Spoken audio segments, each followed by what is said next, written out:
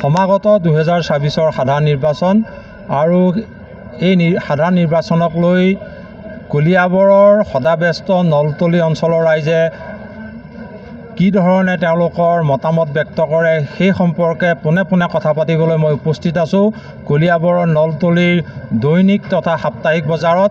এই অঞ্চলৰ ব্যৱসায়ী স্থানীয় লোকৰ পৰা আমি পোনে পোনে জানিম তেওঁলোকে 2024 নিৰ্বাচনত কি বিচাৰে, বৰ্তমান চৰকাৰৰ কাম কাজত সন্তুষ্ট হয় নে নহয়। পুৰা 2024 সাধাৰণ নিৰ্বাচনত আপুনি কি বিচাৰিব?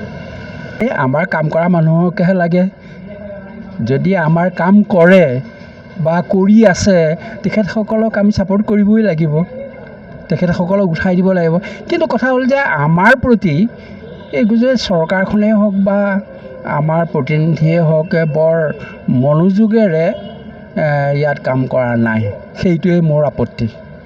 এনেদৰে দেখা গ'ল এগৰাকী জ্যেষ্ঠ ব্যক্তিয়ে তেওঁৰ প্ৰতিক্ৰিয়া ব্যক্ত কৰিলে। আমাৰ লগত কেইবাগৰাকীও লোক আছে, তেওঁলোকৰ পৰাও জানিম। দাদা, 2024 নিৰ্বাচন পালেই আপুনি কি বিচাৰিব? আমি 2024 আগতে যি হৈ গৈছে, এতিয়া 2024 আমি আৰু বিজেপি চৰকাৰ ইয়াতকৈ বহুত উন্নয়নৰ কাম কৰক, পিছপৰা অঞ্চলবিলাক বজাৰ হাট ইত্যাদি কৰি সমস্তখিনি ঠিক কৰক, আমাৰ সামগ্ৰীবিলাক বিক্ৰী কৰাৰ কাৰণে স্থল দিয়ক আৰু বিজেপি চৰকাৰে যিখিনি কৰ্ম কৰি আছে সামগ্ৰিকভাৱে সেইখিনি আমি সমৰ্থন কৰিছোঁ। আৰু পুনৰ এই যি উচ্ছেদ অভিযান চলি আছে সেই উচ্ছেদ অভিযানখিনিও তীব্ৰতৰ কৰিব লাগে আৰু পুনৰ বিজেপি চৰকাৰ তেতিয়াহে গঠন হোৱাটো আমি কাম্য কৰোঁ। হয়, এনেদৰে এগৰাকী জ্যেষ্ঠ ব্যক্তিয়ে প্ৰতিক্ৰিয়া ব্যক্ত কৰিলে। আমাৰ লগত স্থানীয় ব্যৱসায়ী আছে। দাদা, 2024 নিৰ্বাচন পালেহি, আপুনি এগৰাকী স্থানীয় ব্যৱসায়ী, 2024 কি বিচাৰিব?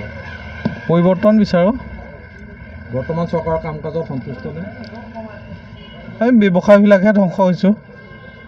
ব্যৱসায় একেবাৰে মুণ্ডা হৈ গৈছে এখন চৰকাৰ দিনত। সামগ্ৰিকভাৱে জাতি আৰু অসমৰ স্বাৰ্থত কাম কৰিছে বুলি ভাবেনে বৰ্তমান চৰকাৰে? কামটোতো কৰিছে, এইটো আমাৰ জাতীয় স্বাৰ্থতো কাম কৰিছে, এইটো ক'ব লাগিব বাৰু। কিন্তু ব্যৱসায়বিলাকহে একেবাৰে বেয়া হৈ গৈছে আৰু। হয়, এনেদৰে এগৰাকী ব্যৱসায়ীয়ে তেওঁলোকৰ প্ৰতিক্ৰিয়া ব্যক্ত কৰিলে। আমাৰ লগত আৰু কেইগৰাকীমান ব্যৱসায়ী আছে, তেওঁলোকৰ পৰা মনৰ কথা জানিম।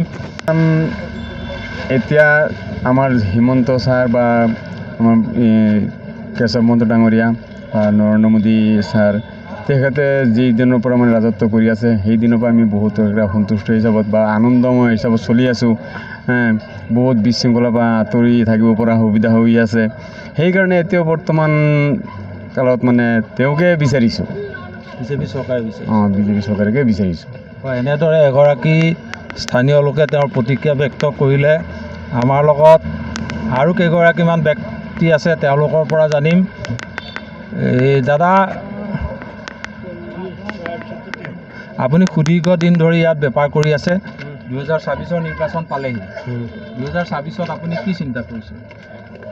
চিন্তা আৰু কি কৰিম আৰু, যোনফালে বতাহ বয় সেইফালে যাব লাগিব আৰু বতাহ যোনফালে বেছি সেইফালে যাব লাগিব। এতিয়া কি সময়ে ক'ব কি কণ্ডিশ্যন। সামগ্ৰিকভাৱে আপুনি চৰকাৰৰ কাম কাজত সন্তুষ্ট হয়নে?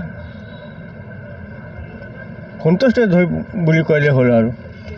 এনেদৰে এগৰাকী ব্যৱসায়ীয়ে তেওঁৰ প্ৰতিক্ৰিয়া ব্যক্ত কৰিলে। আমাৰ লগত খুৰা আছে, এগৰাকী খুৰা, তেখেতে বৰ্তমানৰ কাম কাজত সন্তুষ্ট নে চৰকাৰৰ? সন্তুষ্ট। 2024 কি বিচাৰিব? 2024তো আমি সেইটোৱে বিচাৰিছোঁ, সেইখন চৰকাৰে বিচাৰিছোঁ। কিয় বিচাৰিব?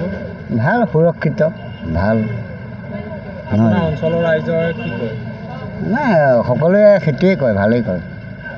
এইখন চৰকাৰে আমি ভাল পাইছোঁ। বিশেষকৈ দেখা গ'ল এনেদৰেই বিভিন্ন স্তৰৰ ৰাইজে আহি থকা সময়বোৰত বিজেপি নেতৃত্বাধীন মিত্ৰজোঁটৰ চৰকাৰখনেই পুনৰ অসমৰ শাসনৰ গাদীত বহাটো বিচাৰিছে। তেওঁলোকে জাতি মাটি ভেটি সুৰক্ষাৰ স্বাৰ্থত এইখন চৰকাৰকে পুনৰ শাসনৰ গাদীলৈ অহাটো বিচাৰিছে।